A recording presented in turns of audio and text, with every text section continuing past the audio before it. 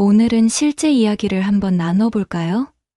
제발 좋아요 눌러주시고 구독도 잊지 말아주세요. 안녕하세요.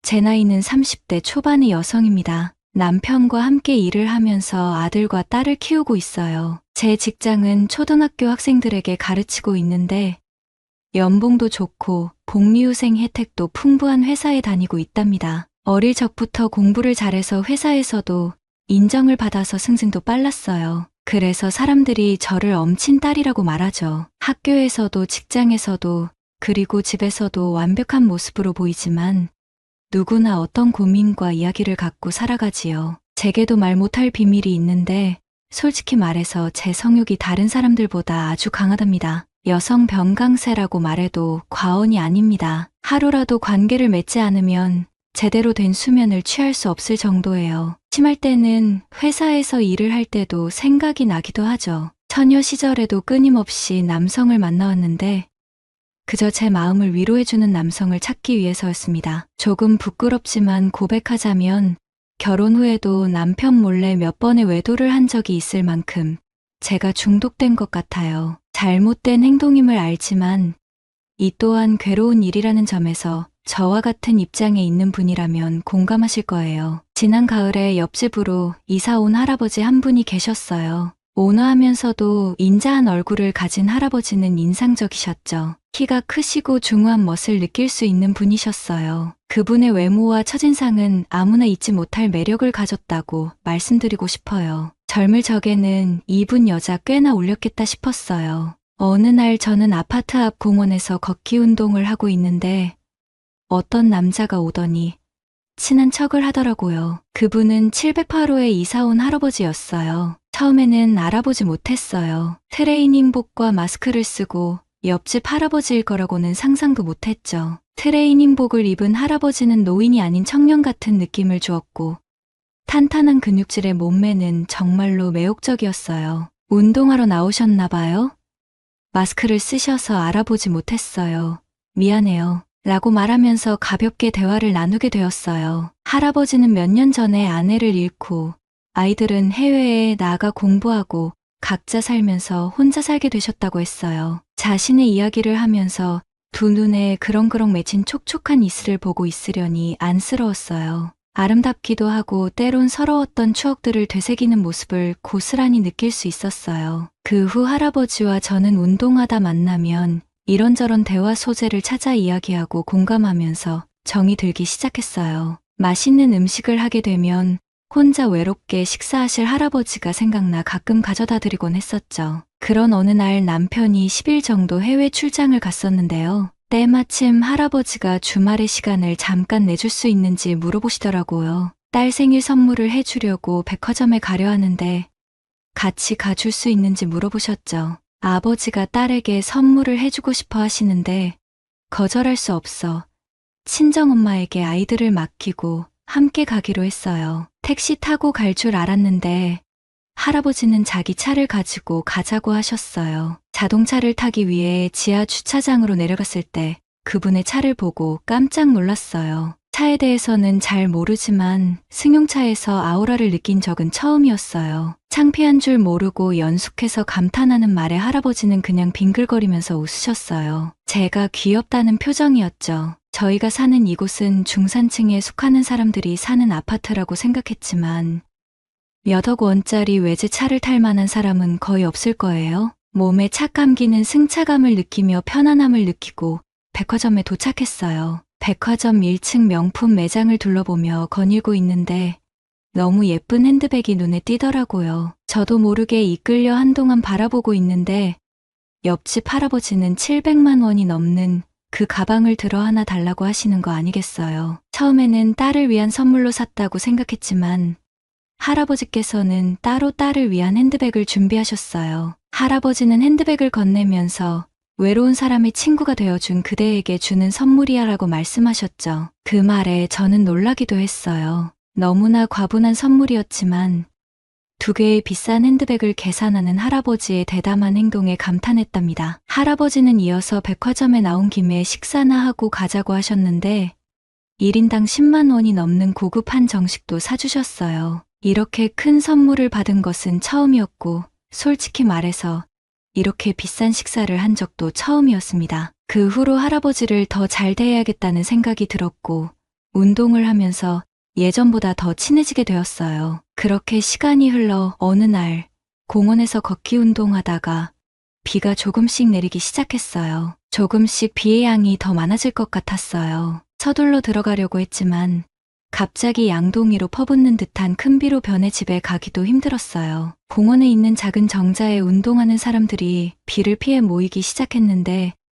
옆집 할아버지도 들어오는 거 아니겠어요. 할아버지는 외출하고 돌아오는 길인데 같이 우산 쓰고 들어가자고 하셨어요. 갑작스럽게 내리는 비 때문에 한기를 느끼며 빨리 들어가고 싶었어요. 할아버지와 우산 하나를 나눠서 쓰고 걸었어요. 몸을 바짝 붙이고 걷다가 갑자기 제 심장이 뛰는 소리가 들렸어요. 그는 할아버지가 아니라 단단한 근육질의 남자였어요. 근육질의 단단한 그의 팔뚝이 살짝씩 제 가슴을 스치며 애타게 만지작거렸고 아랫도리는 남자를 원하게 돼버렸어요. 이러면 안 되는데 왜 이러지? 내가 아무리 성욕이 강하더라도 옆집 할아버지랑 복잡한 생각이 내 머릿속을 어지럽히고 만약 할아버지와 뜨거운 관계를 맺는다면 어떨까 생각하게 되더라고요. 저의 이런 마음을 할아버지는 느꼈을까요? 할아버지의 거친 숨소리가 느껴졌어요. 마음을 알았기보다는 저의 봉긋한 가슴이 이분의 팔뚝을 스치고 있었기 때문에 아마 남성성이 살아나고 있었다는 게 정확한 표현이겠죠. 아파트 공원에서 집까지 걸어 들어오는 그 시간이 상당히 길게 느껴졌고 엘리베이터를 타고 우리는 누가 먼저라 할 것 없이 서로의 감정을 확인한 채 할아버지 집에 들어갔어요. 현관에 들어가는 순간 강렬한 키스가 시작되었고 그 거친 몸짓은 침실까지 들어가지 못한 채 거실에서 뒹굴며 서로의 뜨거운 몸을 달래주기 시작했어요. 그렇게 서로 강한 느낌을 찾아 자극하면서 뜨거운 사랑을 나누는데 할아버지 소중이가 들어왔어요. 그 커다랗고 굵은 할아버지의 소중이는 내 안을 쓸어가며 자극을 주었고 나는 절정을 느끼고 또 느끼면서 숨막히는 시간을 갖게 되었죠. 수많은 남자와 잠자리를 해봤지만 이렇게 눈물이 날 정도로 좋았던 건 처음이었어요. 우리는 흠뻑 땀에 젖어 서로를 느끼는 시간을 가진 후 일주일에 한두 번은 꼭 우리는 마치 20대 연인 사이인 것처럼 욕구를 달래주며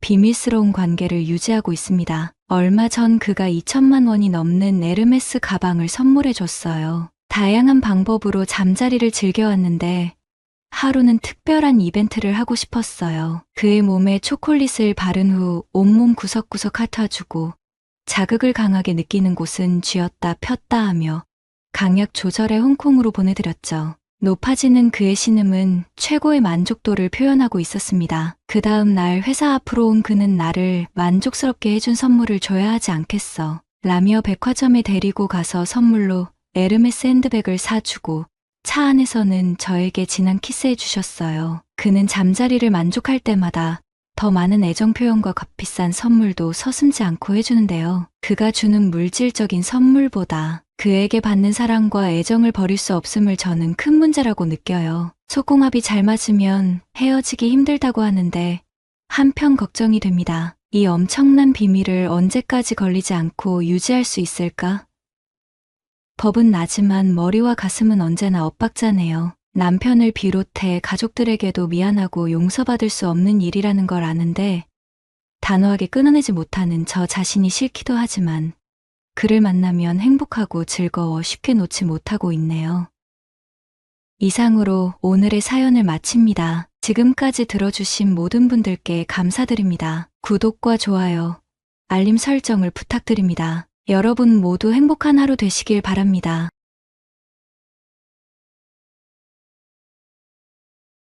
형수님이 올해 43살이고 형님은 저보다 7살 많아 45살이에요. 두 분은 함께 고깃집을 운영하고 있는데 장사가 아주 잘 돼요. 형수님은 결혼한 후로 형님만을 바라보며 살아온 조금 옛날 생각을 가진 분이세요. 사람들과 잘 어울리는 편은 아니지만 형님은 사람들을 끌어들이는 매력이 있어서 형수님은 대체로 형님을 따라가곤 해요. 장사를 하시면서도 마음이 착하고 본인의 주장을 강하게 내세우지 않아서 주변 사람들이 형수님을 많이 좋아해요. 두 분이 식당을 운영하면서 서로 다투는 모습을 본 적이 없어서 주변에서는 부부 사이가 좋다고들 하세요. 하지만 최근에 알게 된 건 사실 그렇지 않다는 거예요. 부부 사이가 좋아 보였던 것은 형수님의 조용하고 온화한 성격 때문이었던 것 같아요. 형수님은 독실한 불교 신자시기도 하고 시간이 날 때마다 암자를 자주 찾으셨어요. 운전을 못하시기 때문에 형님에게 부탁드리면 운전을 배우라는 타박을 받으셨다고 해요. 형수님은 예전엔 형님만 의지하시는 분이셨어요. 그런데 요즘 보면 그게 아닌 것 같아요. 가끔 형님이 우리 카센터에 와서 바쁘지 않으면 형수님을 좀 태워달라고 부탁하곤 했죠. 우리 집에 도와주는 동생이 있는데 요즘엔 일이 많지 않아서 그 동생 혼자서도 일을 감당할 수 있을 정도예요. 전에도 몇 번 가까운 거리는 제가 형수님을 태워드렸고 이런 일이 반복되면서 이제는 형수님이 직접 전화해서 부탁하시기도 해요. 같이 다니면서 이런저런 얘기를 나누다 보니 자연스럽게 형님과 형수님 사이의 관계에 대해서도 알게 되었어요. 생각했던 것보다 부부 사이가 좋지 않다는 걸 알게 됐죠. 어느 날 형수님이 108배를 마치고 돌아오다가 바쁜 일이 없으면 커피 한잔 하자고 하셨어요. 커피를 마시면서 이런저런 이야기를 나누다가 형수님이 창밖을 멍하니 바라보시며 인생이 참 허무하다고 하셨어요. 왜 그렇게 생각하시냐고 묻기도 전에 형님이 요즘 달라졌다고 그 이유를 최근에 알게 되셨다고 말씀하셨어요. 요즘 형님이 이상하다고 생각했어요. 일하는 중에도 몰래 전화를 받으러 나가고 자주 친구를 만나러 간다고 하더라고요. 그런데 그 친구의 아내를 시장에서 우연히 만났는데 그 친구가 몇 달 전부터 다른 지역에서 일하고 있다고 하더군요. 그래서 형수님이 남편 몰래 전화를 확인해 봤다고 해요. 그랬더니 정신없이 오고 간 문자와 전화 내역이 있었다고 합니다. 더 충격적인 건 그 상대가 1년 전에 남편과 이혼한 형수님의 친구라는 것이었어요. 형수님이 그 말을 하면서 눈물을 흘렸고 저는 형수님의 손을 꼭 잡아줬습니다. 상대가 자기 친구라는 사실을 알고 어떤 기분일지 짐작이 갔어요. 자기 남편밖에 몰랐던 형수님이 남편과 친구에게 당한 배신감에 인생을 다시 돌아보게 된 것 같았습니다. 그래서 나는 형수님 아직 그렇게 단정 짓지는 마시라 얘기했더니 형수님은 그 두 사람이 모텔에 같이 들어가는 걸 다른 친구가 봤다고 하더라고요. 형수님은 눈이 부어 있었어요. 형님에게 이야기해 봤냐고 물었더니 형님은 아니라고 부정하며 화를 냈다고 해요. 친구에게는 자기 기분을 감당할 수 없을 것 같아서 전화도 하지 않았다고 했습니다. 형수님의 기분을 전환시키고자 바닷가로 드라이브를 갔어요. 오늘은 모든 걸 잊고 바다 바람을 맞으며 기분 전환하세요 라고 말했더니 형수님이 활짝 웃으셨어요. 우리는 바닷가에 있는 횟집에서 신선한 회를 즐기고 방파제를 걸었어요. 형수님이 지금까지 너무 어리석게 살았던 것 같아. 앞으로는 더 즐겁게 살 거야 라고 말씀하셨어요. 저희는 암자에 다녀오는 길에 자주 바닷가에 들러 회를 먹곤 했어요. 그러다 보니 자연스럽게 노래방에도 가게 되고 서로의 고민을 들어주는 시간도 가졌어요. 가끔은 차 안에서 늦은 밤까지 이야기를 나누기도 했어요. 형수님을 더 깊이 이해하게 되면서 형수님에 대한 애정도 커졌어요. 어느 날 차 뒷좌석에 앉아 이야기하는 형수님이 너무 사랑스러워 자연스레 껴안았는데 형수님이 잠시 가만히 있다가 제 팔을 끌어내셨어요. 그 후 이제 가요. 늦었네요. 라며 형수님이 뒷좌석에서 내려 조수석으로 옮겼습니다. 며칠 전 형수님이 일요일 아침부터 암자에 가자고 했습니다. 그날도 암자에서 108배를 하고 나서 바닷가로 차를 몰았어요. 일요일이라 손님이 많았죠. 내 잔에도 술을 따르니까 형수님은 깜짝 놀라며 차는 어떻게 하려고요? 여기선 택시도 부르기 어려울 텐데 라고 걱정했습니다. 걱정 마세요. 노래방에서 노래 몇 곡 부르고 바닷바람을 쐬면 금방 깰 거예요. 이제 겨우 12시 조금 넘었어요. 저녁에 들어가면 되니까요. 오늘은 장사도 안 하잖아요. 라고 말했습니다. 횟집에서 나와 평소처럼 노래방에 갔습니다. 형수님과 노래를 부르며 블루스를 추었고 형수님도 싫지 않은 듯 발을 맞춰주었습니다. 밖으로 나오니 시원한 바람이 불어 정신이 번쩍 들었습니다. 방파제 쪽에는 낚시꾼들이 있었습니다. 형수님은 술이 안 깰 것 같은데 어떻게? 라고 했습니다. 저는 형수님, 저곳에서 한두 시간만 자면 깰 겁니다. 라고 제안했습니다. 바닷가 근처에 있는 모텔을 가리키며 형수님께 말했어요. 하지만 형수님은 들어가서 좀 자고 나오세요. 저는 여기 차 안에 있을게요. 나는 다시 한번 하지만 형수님은 차 안에 혼자 계시는데 제가 혼자 편안하게 잘 수 있을까요?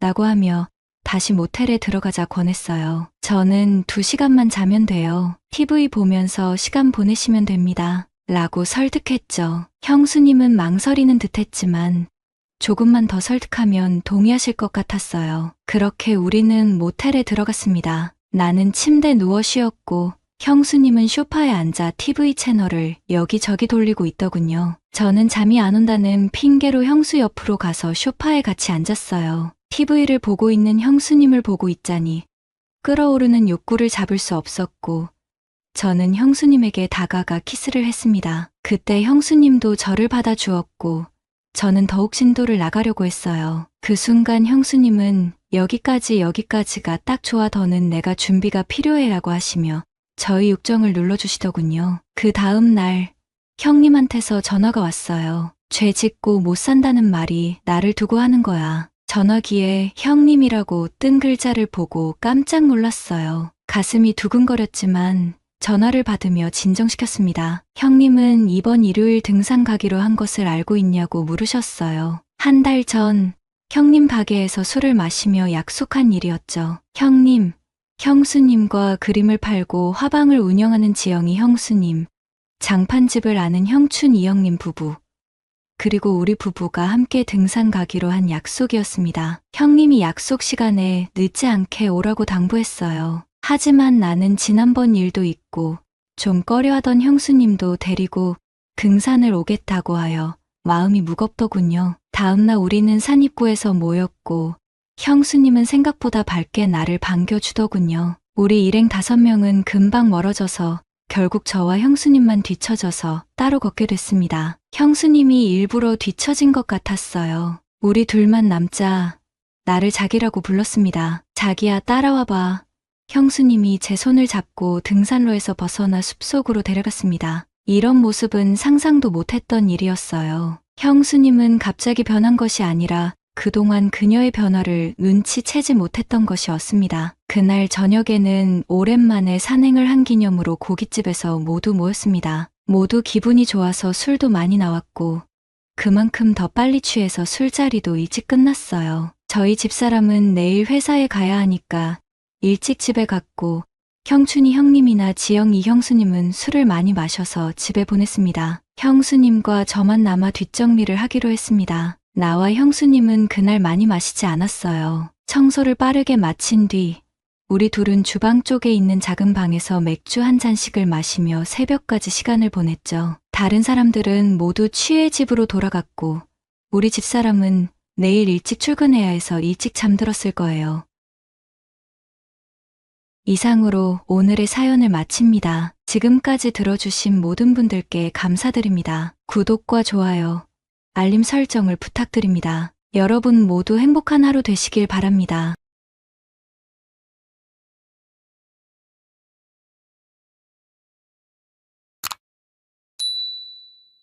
제가 34살 때의 와이프는 22살이었습니다. 결혼 생활 3년째의 아이는 없었고요. 와이프는 홀어머니의 외동딸이라 결혼 후 처가살이를 시작하게 되었습니다. 저는 타지이고 아내는 이곳이 고향입니다. 처갓집이 경제적 여력도 되고 신혼이니 처음에는 분가를 하려고 그랬습니다. 와이프가 그러더군요. 아이 생기고 아이 낳으면 장모님 옆에 있는 게 편하다고. 아이를 빨리 가질 생각이었거든요. 하지만 결혼 생활 내내 아이는 없었습니다. 안 생기더군요. 병원에 갔더니 둘 다 문제가 없다고. 의사 선생님이 환경을 바꾸는 것도 한 방법이라고 하더군요. 저는 연애 때부터 장모님이랑 무척 친했습니다. 혼자 계시는 장모님을 위해 주말에 셋이 같이 여행도 다니고 집에서는 영화도 같이 보고 저녁에는 골프도 같이 치고 아들이 없어서인지 아들처럼 대해주셨습니다. 처음에는 같이 살면서 불편한 점도 많았어요. 특히 집에서도 항상 어느 정도 차려 입어야 하고, 아내와 다투거나 화나는 일이 있어도 큰 소리 한 번 내본 적도 없었고요. 아내는 두 사람에게 문제가 없지만 아이가 생기지 않자 한의원에 자주 다니기 시작을 했는데, 결혼한 지 2년쯤부터 집에서 30분 거리에 정말 자상하시고 실력 좋으신 의사 선생님이 있는 병원을 알았다며 그 한의원에 자주 갔었습니다.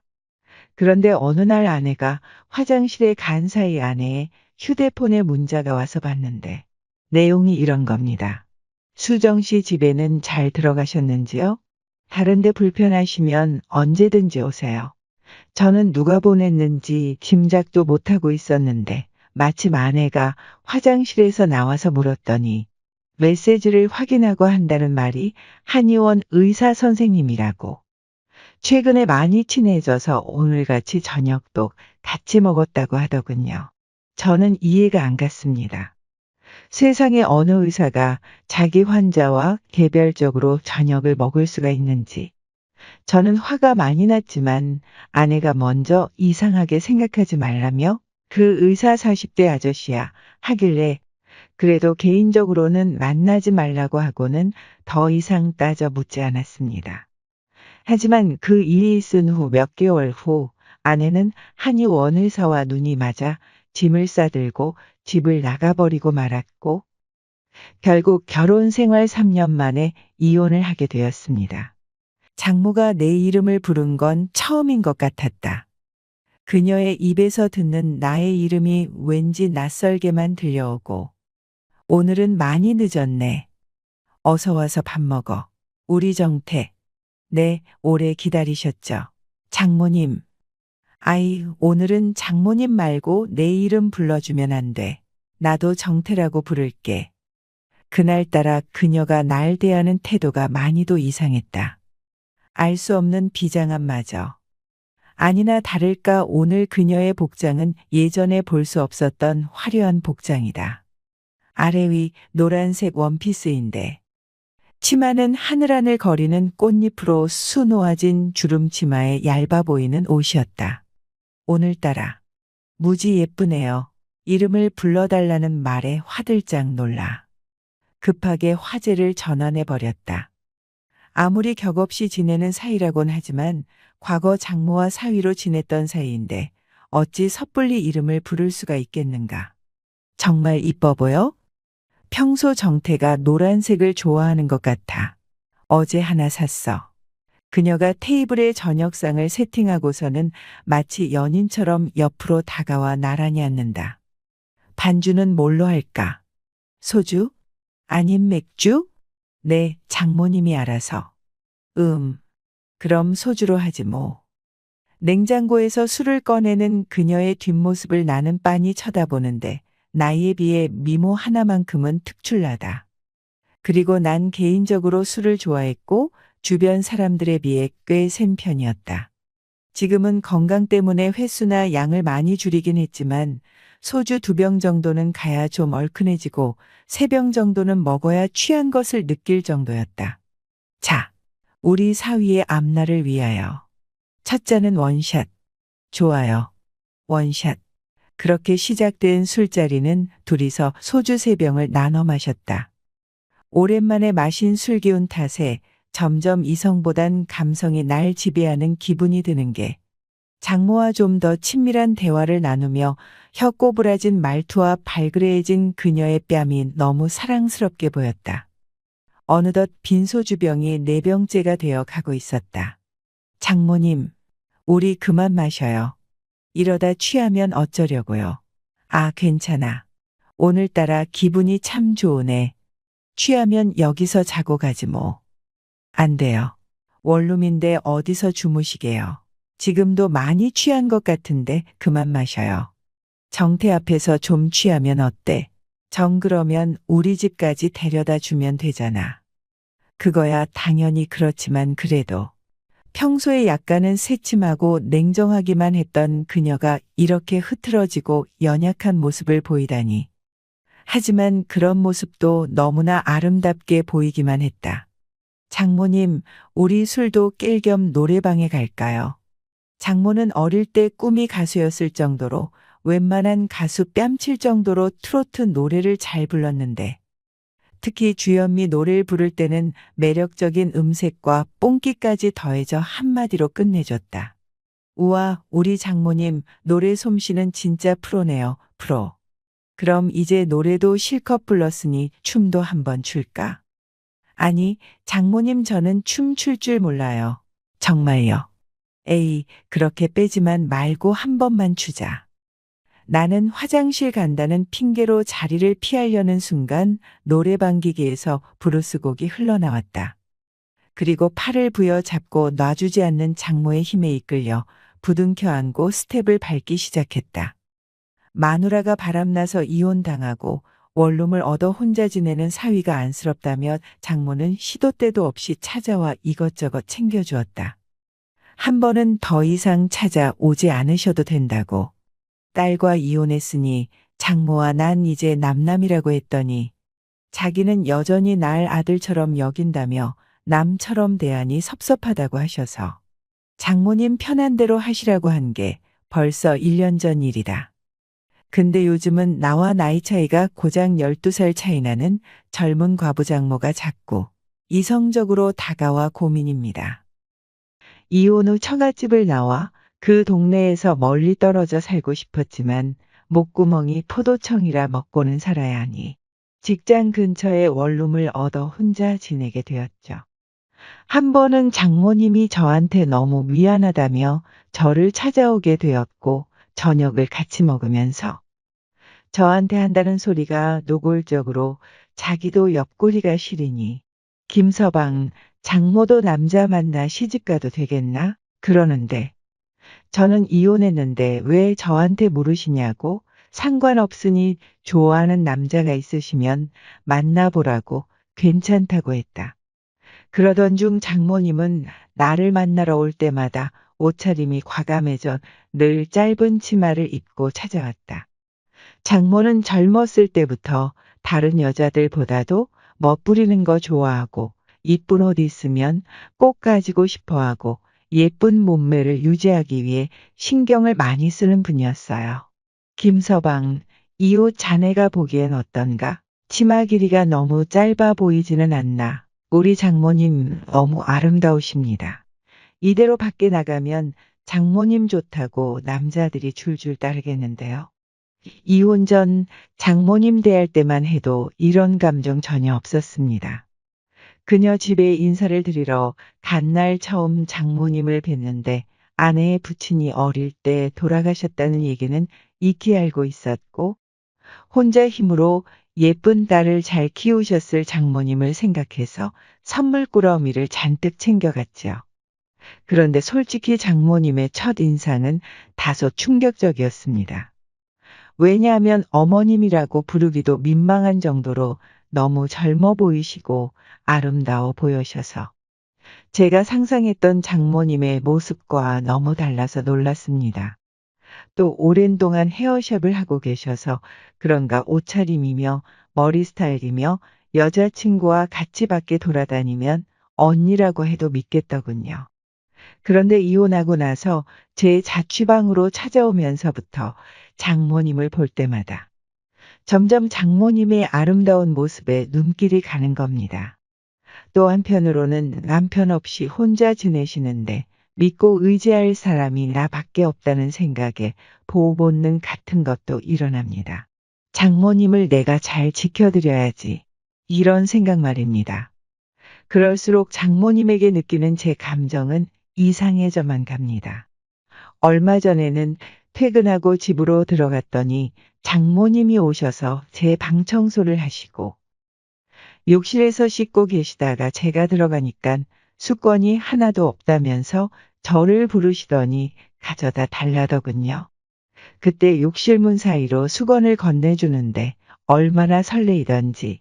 그리고 욕실에서 씻고 나와 머리를 수건에 싸매시고 주방에서 저 먹인다고 저녁을 준비하시는데 정말 말로 표현할 수 없는 감정을 느꼈습니다. 온몸이 찌릿해 온다고 해야 할까요?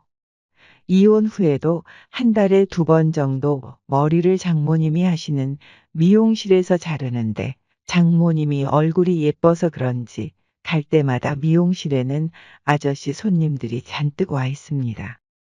장모님이 아저씨들과 웃으면서 이야기하는 모습을 보면 질투가 나기도 합니다. 내가 빨리 돈 많이 벌어서 장모님 미용실 그만두게 해야지 이런 생각도 들고 말이죠. 근데 최근에 장모님께 남자친구가 생겼는지 밤 12시가 넘어 집에 들어가고 며칠 전에는 친구들과 1박 2일로 여행을 간다길래 제가 외박은 절대 안 된다고 나도 모르게 마구 화를 내버렸어요. 장모님은 제가 가지 말라고 그러면 안 가겠다고 하시고요. 이혼 후 집으로 찾아오는 장모님이 싫지가 않고 자꾸 신경이 쓰이는데 저 어쩌면 좋죠? 이 상황에서 가장 중요한 것은 자신과 장모님, 그리고 자신의 감정에 대해 깊이 고민하고 그로 인해 발생할 수 있는 관계의 복잡성을 인식하는 것입니다. 이혼 후에도 장모님과의 관계가 지속되는 것은 가능한 일이지만 감정적인 경계가 명확해야 합니다. 장모님과의 관계에서 감정적으로 과도하게 의지하거나 가까워지려는 욕구가 생기기 전에 자신이 무엇을 원하는지, 그 관계가 건강한 범위 내에서 유지될 수 있는지에 대해 명확히 해야 합니다. 이혼 후에도 장모님과 좋은 관계를 유지할 수 있지만 이성을 느끼는 감정은 가족이라는 틀을 넘지 않도록 주의해야 해야겠죠. 장모님과의 관계에서 불편한 점이나 감정적으로 의존하는 느낌이 들면 그 감정을 솔직하게 표현하는 것이 좋은 방법 중 하나일 수도 있습니다. 자신을 잃지 않고 타인과의 관계에서도 경계를 지키는 것이 진정한 자유와 평화를 가져옵니다.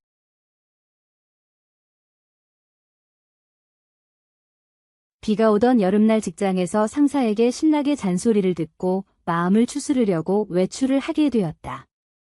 난 지금도 그렇지만 마음이 우울하거나 화가 치미는 일이 있으면 바닷가에 나가 바다를 보기를 즐겨하였다. 이상하게 우울하고 화가 나는 일이 있다가도 바닷가에 나와 파도 치는 바다만 바라보면 마음이 트이며 기분이 풀렸기 때문이었다. 난 차를 몰고 곧장 태종대로 갔다. 태종대는 자연경관 중에 가장 아름다운 곳이기도 하지만 앞이 확 트여 수평선만 보이는 정말이지 멋진 곳이다. 차를 파킹을 하고 난 바위 쪽을 보고는 놀라고 말았다.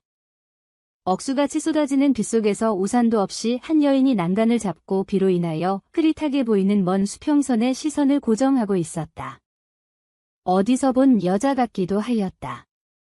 난 우산을 받쳐들고 그 여인 옆으로 천천히 다가갔다. 비 때문인지 아니면 눈물을 흘렸는지는 모르지만 두보를 타고 물줄기가 흐르고 있었다. 혹시 김 부장 사모님, 분명히 연말 송년회에서 만나 내 가슴을 짠하게 만든 그 여인이었다. 어머 절 어떻게, 그 여인도 나란 존재가 누구인지 몰랐다. 김 부장 사모님 아니세요? 난 우산을 그녀의 몸 위로 올려 비를 가리게 하며 물었다. 어머 어떻게, 놀랐다. 그때 뒤풀이에도 같이 갔었는데 하며 말을 흐리자 아신랑 거래처의 학교 후배분 맞죠? 환하게 웃으며 그때의 일을 기억을 했다. 네 맞습니다. 그런데 어떻게? 하고 묻자 입을 다물고 대답을 안 하였다. 속상한 일이라도 계신 모양인데 소주 한 잔 어때요? 비도 오고 기분도 우울한데 하고 묻자. 술 친구 해주실래요? 그녀 역시 술 친구가 필요했는지 환하게 웃으며 되묻기에. 물론이죠. 제가 부탁을 드리고 싶은데 가시죠 하자. 마음이 울적하여 술을 마시고 싶었지만 여자가 대낮부터 혼자 술을 마신다는 것이 어째 청승스럽게 보일 것 같아서 내 차에 올라타기에 타월을 건네주자 물기를 닦으며 마치 어린 소녀처럼 환하게 웃었다. 어려운 처지에 놓인 사람끼리 서로 동정이라도 하듯 우린 서로에게 끌렸다. 저도 아침부터 직장 상사에게 한 방 오라지게 깨지고 울적하였는데 잘 되었습니다. 비가 오니 회는 별로고 뭘 좋아하세요? 난 천천히 태종대 순환도로를 달리며 그녀의 모습을 살피며 물었다. 저는 잡식성이라 아무거나 잘 먹어요. 꼼장어 구이는 어때요? 하고 묻기에. 그럼 자갈치 시장으로 모셔요? 좋아요 하며 웃기에 난 차를 몰고 자갈치 시장으로 와 인근의 주차장에 파킹을 하고 해안가의 포장마차로 들어갔다. 12시는 지났지만 비도 오고 아직 대낮인지라 손님은 아무도 없었다. 우린 여러 차례 만난 적이 있던 사람처럼 나란히 앉았고 꼼장어에 소주를 주문을 하였다. 연탄불 위에서 지글지글 익어가는 꼼장어를 안주 삼아 주거니 받거니 하였다. 오늘처럼 이렇게 비가 올 때 멋진 누님과 술 한잔하니 술이 술술하고 들어가네요. 나도 모르게 스스럼 없이 누님이란 말이 나왔다. 누님이란 소리에 그녀는 살짝 웃으며 나를 보며 술잔을 비웠다. 네, 누님 난 확실하고 또박또박하게 누님이라고 불렀다. 호호호 웬일이니? 아침부터 기분이 안 좋더니 이런 동생이 생기려고 그랬나? 하며 환하게 웃었다. 우리는 두런두런 이야기를 하며 술을 마셨다. 그러는 사이에 해가 구름 사이에서 얼굴을 내밀었고 비도 멈추었다. 시계를 보니 벌써 3시간을 그 포장마차에서 술을 마신 것이었다. 이제 가야죠. 누님, 일어서서 계산을 하려고 주머니 안에서 지갑을 빼며 말하는데 이제 비 그쳐서 손님 좀 있겠다 싶었더니 하필이면 대낮부터 음주 단속을 한다고 난리야 하는 동네 상인들 말소리가 들려왔다. 뭐, 음주 단속을 한다고? 포장마차 아줌마가 벌떡 일어서며 물었다. 그래 오늘 장사 망치게 하려나 봐 하며 말을 하였다. 아차 싶었다. 동생 어쩌지? 누님의 얼굴이 흑빛으로 변하였다. 누님 먼저 들어가요. 난 쉬었다 갈게요 하며 아무렇지도 않은 듯이 대답을 하자 같이 마셨는데 어떻게 나만 하며 말을 흐렸다. 그럼 대리라도 부르자. 술값은 동생이 냈으니 대리비는 내가 낼게. 아니에요. 어차피 술 마시고 회사에도 못 들어가고 집에 가봐야 할 것도 없는데 잠시 쉬었다 가야겠어요. 전 괜찮으니까 누님 먼저 들어가요. 하고 난 비에 젖은 자갈치 시장길을 무작정 걸었다.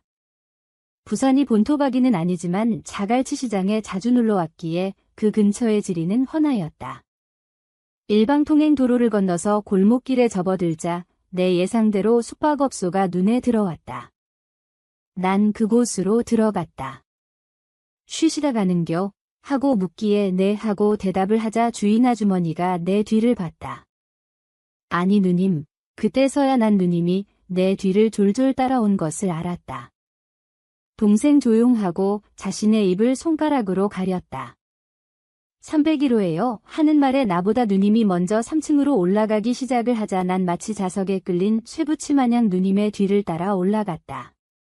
누님 지금이라도 안 늦어요. 어서 가세요. 난 방에 들어서자 누님에게 말을 하였다. 쉿 하며 이번에는 내 입을 손가락으로 가리며 말하였다. 한동안 냉랭한 기류만 흘렀다. 우리 아무 말 하지 말자. 그랬다. 누님과 나 사이에는 아무런 말이 필요가 없었다. 누님은 나보다 10살이 많았고 결혼도 11년 전에 하였다고 했다. 남편과는 시댁에서 조금 떨어진 곳에 살았는데 시아버님이 3대 독자라고 결혼을 하던 해부터 시어머님이 닥달을 하였고 누님의 부부간 금술도 아주 좋았으나 이상하게 결혼을 하던 해에 아이를 임신을 하였고 딸아이를 하나 낳았으나 아들을 바라는 시어머님의 뜻과는 달리 임신이 안 되어 근심으로 나날을 보냈는데 그날도 아침 식전부터 시어머님이 건너와서는 닥달을 하기에 남편에게 병원에 함께 가서 검사라도 받아보자고 하였더니 말도 안 되는 소리 작작하고 살림이나 잘 살라고 하며 성질을 내며 출근을 하였으나 시어머님은 누님의 탓이라고 하면서 고함을 고래고래 지르고 가 버리자 도저히 집에 있다가는 제 풀에 말라 죽을 기분이 들어서 태종대로 갔고 거기에서 우연히 나를 만나게 되었다며 말을 하면서 웃었지만 여전히 풀이 죽은 얼굴이라 내가 봐도 안쓰러운 느낌이 들 정도였다. 그리고 그로부터 누님과 나의 만남은 계속되었다. 나는 누님과 함께 있으면 마음이 편하였고 누님 역시 나와 함께 있으면 모든 걱정이 하나도 생각이 안 난다며 좋아하였다. 누님과 첫 만남을 가지고 넉 달이 지난 날 우리는 다시 평소처럼 만났고 누님에게 술을 권하자 누님은 그렇게 좋아하던 술을 마다하여 이유를 물었더니 그렇게 바라던 임신이 되었다고 하면서도 어딘가 모르게 불안해하는 눈치가 역력하였으나 난 설마 내 아이는 아니겠지 하는 생각으로 아무런 생각도 없이 지나쳐버렸고 평소처럼 데이트를 하다가 커피를 마시고 헤어졌습니다. 안녕하세요. 20대 후반의 남자입니다. 요즘 고민이 생겼습니다. 30대 유부녀를 사랑한다는 겁니다. 그분을 알고 지낸 건 1년 정도 됩니다. 제가 다니고 있는 회사의 거래처 부장 사모님이시고요. 유부녀입니다. 저와의 나이 차이는 10살. 제가 먼저 사모님을 좋아하게 되었죠. 하루는 바닷가로 바람 쐬러 나갔다가 우연히 그녀를 만났고 술을 마시고 내 마음을 들키게 되었죠. 처음에 그녀도 무지 당황해 하셨습니다. 그날 이후 사모님과 저는 연락하며 지내는 그런 사이가 됐습니다. 그러다가 영화도 보러 가고 저녁도 같이 먹고 그렇게 지냈습니다. 지금도 그렇게 지내는 사이고요. 일주일에 한 번 정도는 퇴근하고 영화 보러 가고 저녁 먹고 그렇게 지내고 있습니다. 한 번은 둘이 술을 마셨습니다. 둘 다 너무 취한 상태여서 그만 넘어서는 안 될 선을 넘고 말았습니다. 하지만 자기같이 나이 많은 사람 좋아해서 뭐 하냐고. 너의 앞길만 막는 사람이 될 거라고. 저는 그분과 통화할 때 함께 있을 때 항상 웃음만 나옵니다. 그 순간이 너무 행복하거든요. 한편으로는 부장님한테 너무 미안하지만 그래도 생각처럼 행동이 안 됩니다. 아무 소리도 귀에 들어오지 않고요. 너무 힘들어요. 이렇게 고민하다가도 그분한테 전화라도 와서 통화하게 되면 그 순간 이런 생각들을 다 잊어버립니다. 전 항상 그분께 감사히 생각합니다. 매일매일 퇴근하면서 집에 들어갈 때 전화해 주는 것도 감사하고 항상 걱정해 주시는 것도 감사하고 저도 제가 이렇게 될 줄 정말 꿈에도 생각 못했습니다.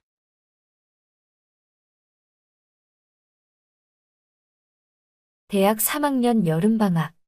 등록금이라도 보태려고 알바를 알아보다 우연찮게 구하게 된 첫 알바가 갈비집입니다. 큰 식당은 아니었고 강동네 조그만 갈비집이었죠. 사장님은 재작년 공기업을 다니시다 정년 퇴임하시고 한 번씩 왔다 갔다 하시는 연세 지긋하신 멋스럽던 분이셨어요. 식당은 점장으로 불리우는 사장님 딸, 주방장 아주머니, 주방보조 아줌마, 서빙 2명과 그리고 저. 이렇게 6명으로 충분한 규모의 식당이었죠. 제가 하는 일은 음식 만드는 것 빼곤 거의 다 했어요. 제가 체력이 좋아서인지 처음 하는 일인데도 별로 힘들진 않았어요.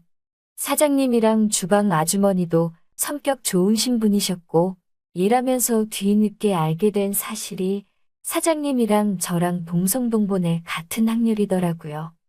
그 식당은 오후 5시에 오픈해서 마감이 새벽 2시였습니다. 그날은 단체 손님 예약받은 테이블에서 늦게까지 안 가고 있어 다른 직원들은 퇴근 시간에 다 돌려보내고 사장 딸인 점장님과 내가 마지막까지 남아있다가 마무리를 하게 되었지요. 아무래도 어린 날을 부려먹기가 편했나 봐요. 가게 뒷정리 다 하고 나니까 새벽 4시가 다 되어가더라고요. 그날따라 피곤했는지 진이 다 빠질 만큼 축 늘어져 있는데 창씨가 우리 시원한 맥주나 한잔 할래? 그 시간에 그녀가 술자리 제안을 하더군요. 순간 고민을 했죠.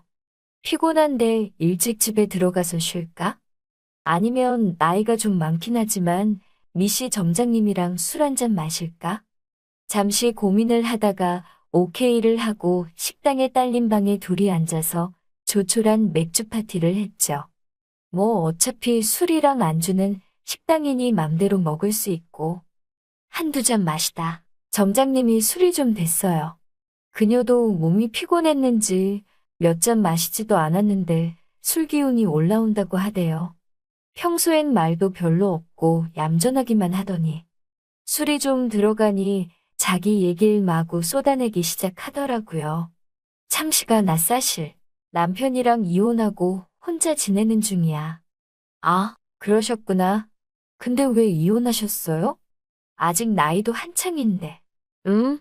나 신랑을 무지 사랑하고 신랑도 날 무지 사랑하는데 내가 아기를 못 가져. 그래서 시댁에도 눈치 보이고 이런저런 얘기를 토해내며 눈가에 눈물이 맺히더라고요. 소리 없이 흐르는 눈물이 더 슬프게 느껴지더군요.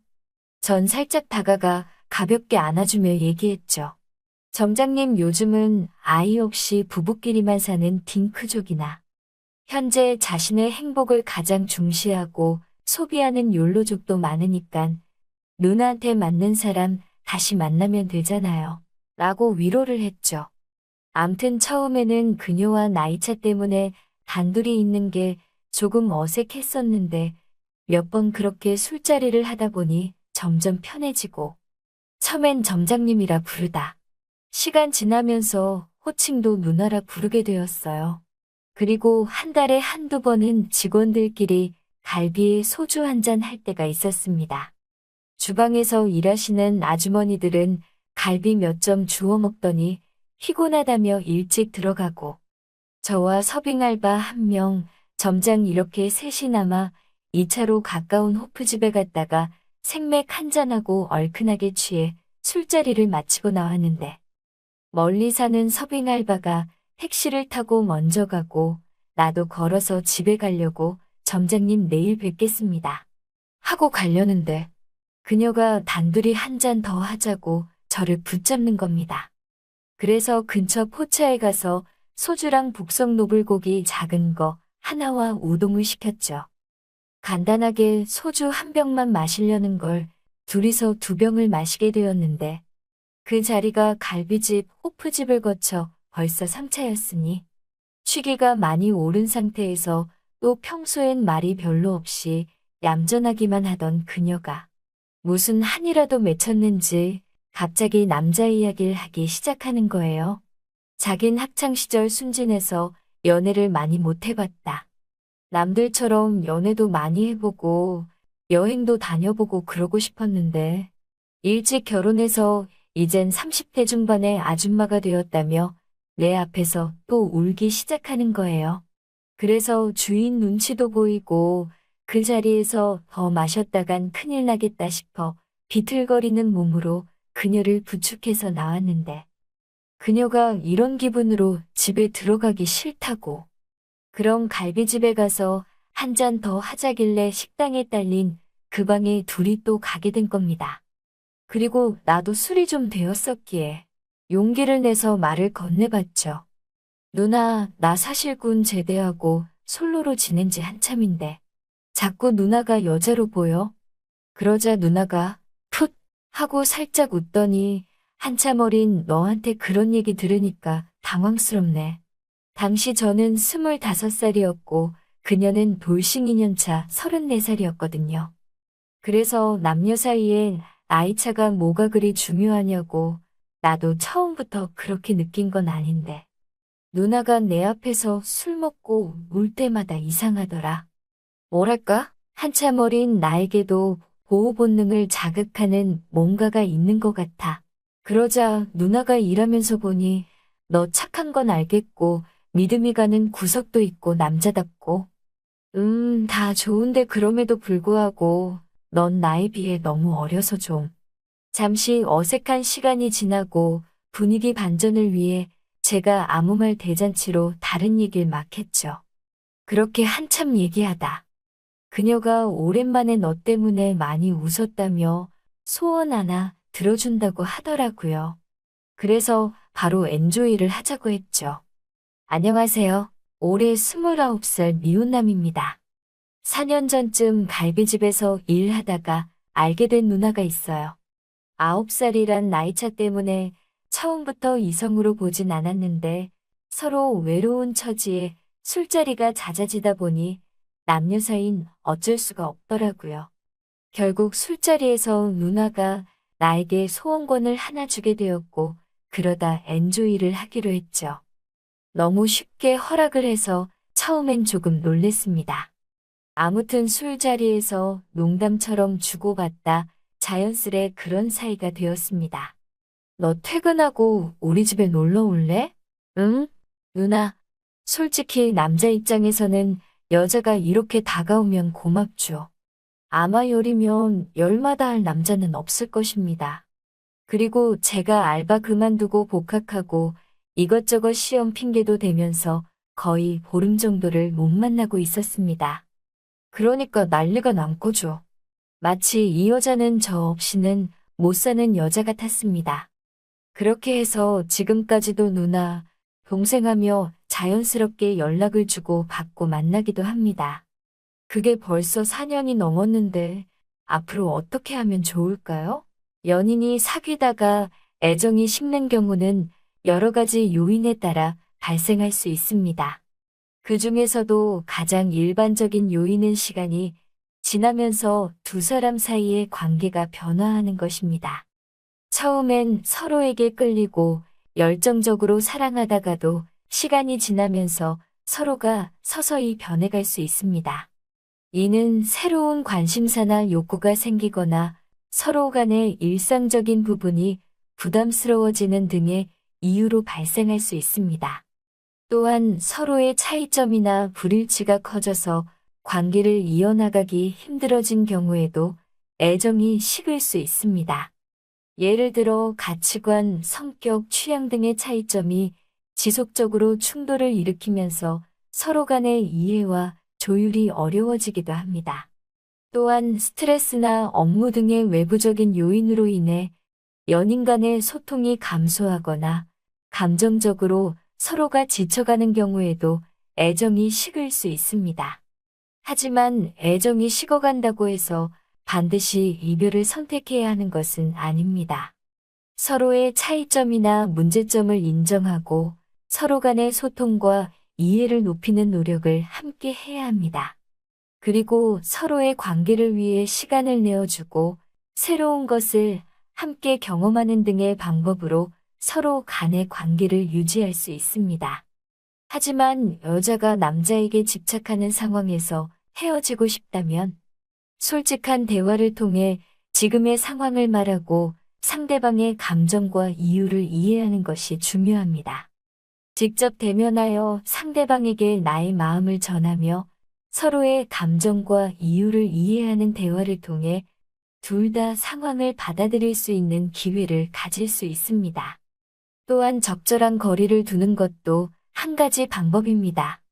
연락을 자제하거나 만남을 줄이는 등의 방법으로 상대방과의 거리를 멀리 유지함으로써 헤어질 수 있습니다. 어떠한 방법을 선택하더라도 상대방에게 상황을 알리는 것이 중요합니다.